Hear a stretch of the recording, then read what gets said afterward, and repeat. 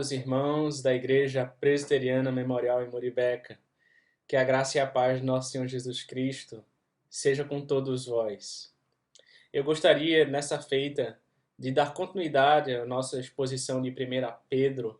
Nós paramos no último sermão, cujo tema era Salvos para a Eternidade, e eu gostaria de continuar essa exposição. 1 Pedro capítulo 1, versos de 3 a 5, veja comigo, diz assim: Bendito Deus e Pai de nosso Senhor Jesus Cristo, que segundo a sua muita misericórdia nos regenerou para uma viva esperança, mediante a ressurreição de Jesus Cristo dentre os mortos, para uma herança incorruptível, sem mácula, imarcessível, reservada nos céus para vós outros, que sois guardados pelo poder de Deus, mediante a fé, para a salvação preparada para revelar-se no último tempo. Vamos orar, meus amados irmãos. Senhor Deus, obrigado, Senhor, por esse santo dia, dia do Senhor. Obrigado, Pai, porque o Senhor nos criou para que nós te adorássemos, para que nós glorificássemos o teu santo nome, para bendizermos o teu nome. Ó Deus, obrigado por tudo que o Senhor tem feito por nós. Obrigado pela salvação que nós já temos em Cristo. Obrigado por todas as bênçãos e preciosas promessas que o Senhor tem derramado sobre o teu povo, a tua igreja. Ajuda-nos, ó Deus, a compreender a tua palavra. Fala conosco, pois é a tua voz que nós queremos ouvir. Em nome de Cristo, assim nós oramos. Amém. Amém, amados irmãos.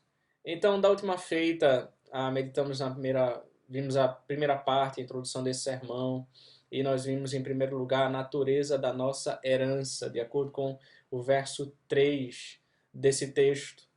E nós vimos que alguns motivos nós podemos destacar aqui no verso 3 para louvar a Deus pela salvação que temos nele. O primeiro deles é que podemos louvar a Deus porque a nossa salvação vem de sua grande misericórdia. O verso 3 diz que segundo a sua muita misericórdia. Então nós vimos essa ideia de que a salvação nunca vem de qualquer mérito ou algo de valor em nós, mas segundo a misericórdia do Senhor em nos conceder tão rica bênção. Nós vimos também, meus amados irmãos, que segundo nós podemos louvar a Deus porque a nossa salvação vem de seu poder em dar a vida eterna.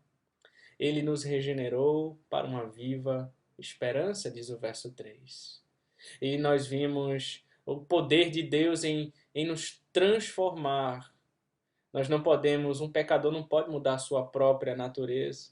Somente o Espírito de Deus operando de maneira eficaz por meio da sua palavra pode nos dar nova vida. E nós vimos em terceiro que nós podemos louvar a Deus, porque a nossa salvação vem da ressurreição de Jesus Cristo. O verso 3 ainda diz, mediante a ressurreição de Jesus Cristo dentre os mortos.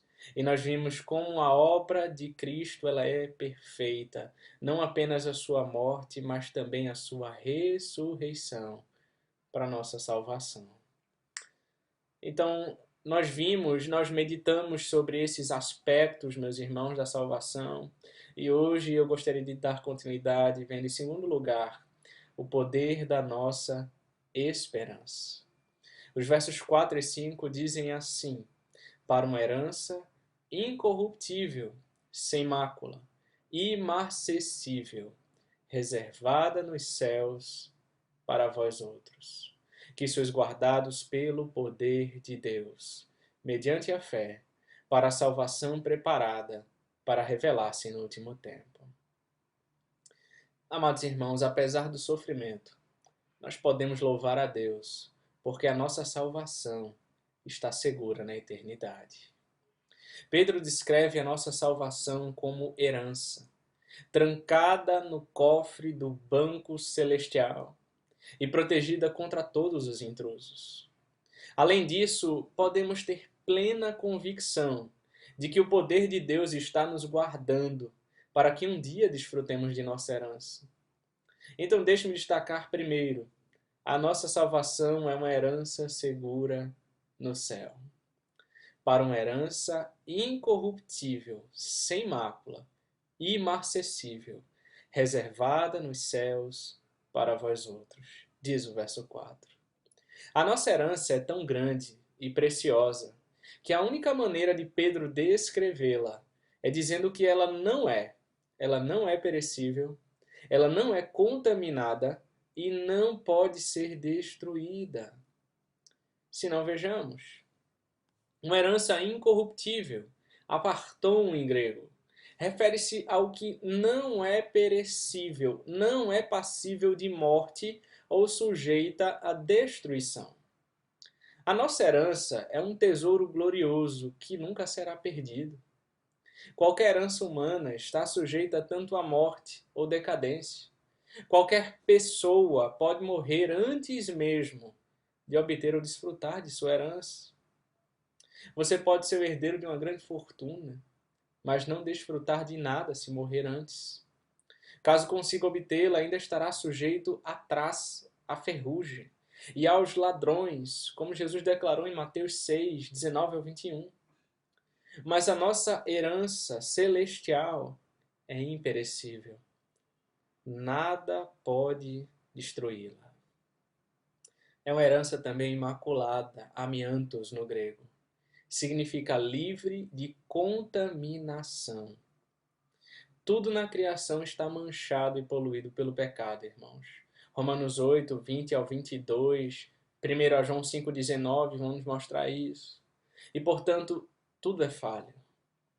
Isso é o que o apóstolo Paulo se referiu quando escreveu: porque sabemos que toda a criação geme e sofre as dores de parto até agora. Romanos 8, 22. Qualquer herança pode ser maculada e pode contaminar a pessoa que a recebe. Famílias de homens ricos, por exemplo, que morreram, são conhecidas pelas brigas desagradáveis que duram anos por causa da ganância de seus membros. Mas a nossa herança celestial não é desse modo. Ela é pura e imaculada, como nosso Senhor, como descrito em Apocalipse 5. O único digno de receber o poder e riqueza e sabedoria e força e honra e glória e louvor. Somente Ele. Somente através dele, irmãos, nós somos capazes de entrar na presença de Deus e receber uma herança tão gloriosa, uma herança imaculada. Outra característica é que é uma herança imarcessível, amarantos em grego. Significa que a herança do crente não vai desaparecer. A palavra imarcessível é usada no grego secular para descrever uma flor que não murcha ou morre. Nenhum dos elementos decadentes do mundo pode afetar o reino dos céus.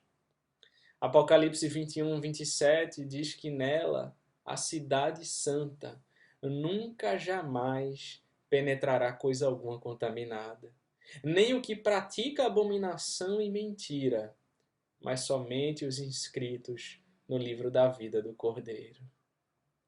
Nenhum dos estragos do tempo ou os males do pecado podem tocar na herança do crente, porque é um reino atemporal, sem pecado. 2 Coríntios 5,1 diz: sabemos que, se a nossa casa terrestre deste tabernáculo se desfizer, temos da parte de Deus um edifício, casa não feita por mãos humanas, eterna nos céus. Mais adiante, na carta de Pedro, ele reitera a natureza imperecível da herança da igreja. Ora, logo que o Supremo Pastor se manifestar, recebereis a imarcessível coroa da glória. Diz 1 Pedro 5,4. Mas você pode estar pensando, é bom saber que a nossa herança está no céu. Contudo, como posso ter certeza de que eu vou tomar posse dessa herança? Por isso que, segundo a nossa salvação, é guardada pelo poder de Deus. O verso 5 diz que sois guardados pelo poder de Deus, mediante a fé, para a salvação preparada para revelar-se no último tempo. Veja que sois guardados. Frureu em grego significa guardar, proteger através de um guarda militar, como 2 Coríntios 11:32. O verbo grego foi escrito no particípio perfeito passivo, ou seja, isso transmite a ideia da herança já existente, mas que está sendo cuidadosamente guardada no céu para todos aqueles que confiam em Cristo. Nossa herança está protegida, irmãos, não por um exército de homens, mas pelo poder de Deus. Deus é o guarda de Israel. Deus é onipotente. Deus é todo-poderoso. E Deus é um Pai amoroso. Ninguém pode tocar em nenhum dos seus filhos sem que Ele permita. Romanos 8:31 diz: se Deus é por nós, quem será contra nós? Quem tentará acusação contra os eleitos de Deus? Quem os condenará? Quem nos separará do amor de Cristo? Nada pode nos separar do amor de Deus. Em Judas 24 diz: ora, aquele que é poderoso para vos guardar de tropeços e para vos apresentar com exultação, imaculados diante da sua glória, ao único Deus, nosso Salvador. Mediante Jesus Cristo, Senhor nosso, glória, majestade, império e soberania, antes de todas as eras, e agora e por todos os séculos. Amém. Todos os detalhes desta promessa oferecem ao crente uma esperança. Não importa a calamidade, não importa a causa da morte, a profundidade da dor, ou o horror da catástrofe, Deus está no controle e Ele é todo-poderoso. Não tenha medo da morte, meu irmão. A morte pode destruir nossos corpos, mas Deus prometeu proteger nossas almas. E os nossos corpos serão ressuscitados de maneira gloriosa no último tempo, diz 1 Coríntios 15, do 50 ao 58. Terceiro, irmãos, a nossa salvação está preparada para revelar-se no último tempo. Verso 5. A nossa salvação está preparada para revelar-se, como um quadro esperando para ser revelado. Porém, a palavra preparada, ela também é usada em 1 Pedro 4:5, para avisar que Deus está pronto para julgar os vivos e os mortos. O futuro detém um ou outro para cada pessoa. Ou você espera para ver o véu sendo removido e contemplar a salvação, ou você espera pelo julgamento de Deus. Ambos estão preparados. A pergunta que você precisa se fazer hoje é: você está em Cristo, meu irmão? Você está em Cristo? A grande questão aqui está na frase mediante a fé, do verso 5. Pois a salvação será recebida somente por aqueles que creem em Jesus Cristo. É por isso que, em quarto lugar, nós recebemos a salvação de Deus por meio da fé em Jesus Cristo. A alma que se baseia na autoconfiança, na presunção de sua própria força, perecerá. É pela fé que vamos a Cristo e é pela fé que vivemos por Ele dia após dia. Em Gálatas 3:11 está escrito que o justo viverá pela fé. Em Efésios 6:16, Paulo nos ensina a usar o escudo da fé para apagar todos os dardos inflamados do maligno. Esse escudo da fé nos manterá pelo poder de Deus, até a nossa salvação estiver pronta para ser revelada no último tempo. E aqui nessa expressão último tempo, Pedro está falando sobre a revelação de Jesus Cristo em Apocalipse, quando ele voltar para reinar como Rei dos Reis e Senhor dos Senhores. Apocalipse 21 diz que haverá um novo céu e uma nova terra. Deus habitará com vocês. Vocês serão povos de Deus e Deus mesmo estará com vocês. Ele enxugará dos olhos toda lágrima, e a morte já não existirá. Já não haverá luto, nem pranto, nem dor, porque as primeiras coisas já passaram, diz Apocalipse 21. Enquanto esse dia não chega, o nosso Senhor prometeu estar conosco. Ele nos prometeu a vida eterna que ninguém pode nos tirar. Ele nos deu uma viva esperança, uma herança celestial e um poderoso escudo. Aqueles que provaram da misericórdia do Senhor perseverarão na fé até o grande dia. Esta é a natureza da nossa herança. Este é o poder da nossa esperança. Muitos anos atrás, uma equipe de alpinistas começou uma descida perigosa de um dos picos dos Alpes suíços. O primeiro homem da fila perdeu o equilíbrio e caiu sobre a rocha. Em seguida, 2 homens que estavam mais próximos dele foram arrastados. Mas os outros alpinistas experientes se prepararam e mantiveram-se firmes para suportar o impacto e o peso. Mas quando a corda esticou, ao invés de suportar o peso, ela arrebentou. Horrorizados, os alpinistas viram os 3 amigos despencarem para a morte de uma altura de 4.000 metros. Durante meia hora, os outros 3 alpinistas ficaram imobilizados com medo. Finalmente, eles recobraram a coragem e continuaram a descida cuidadosamente. Horas depois, eles examinaram a corda e descobriram a razão do acidente. Eles ficaram chocados. A corda para a prática de rapel possui um fio vermelho de segurança entrelaçado, mas aquela corda não tinha. Era um substituto fraco.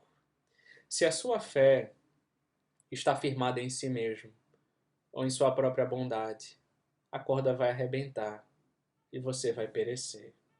Mas se a sua fé estiver no que Deus fez através de Cristo, por causa de sua grande misericórdia, então não importa o problema que você enfrentar, você pode se juntar a Pedro e proclamar: Bendito seja o Deus e Pai de nosso Senhor Jesus Cristo, porque Ele me salvou segundo a sua grande misericórdia.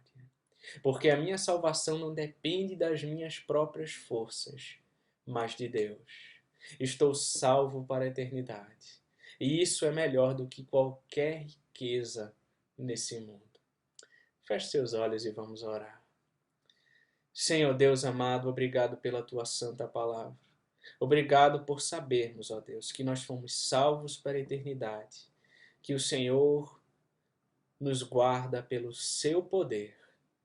Abençoa a tua igreja e conforta a tua igreja com essa verdade. É o que nós te rogamos em nome de Jesus Cristo. Amém. E que a graça e a paz de nosso Senhor Jesus Cristo, o amor de Deus o Pai e as ternas consolações do Espírito sejam convosco, meus irmãos, desde agora e para todos sempre. Amém. Que Deus te abençoe, meu irmão.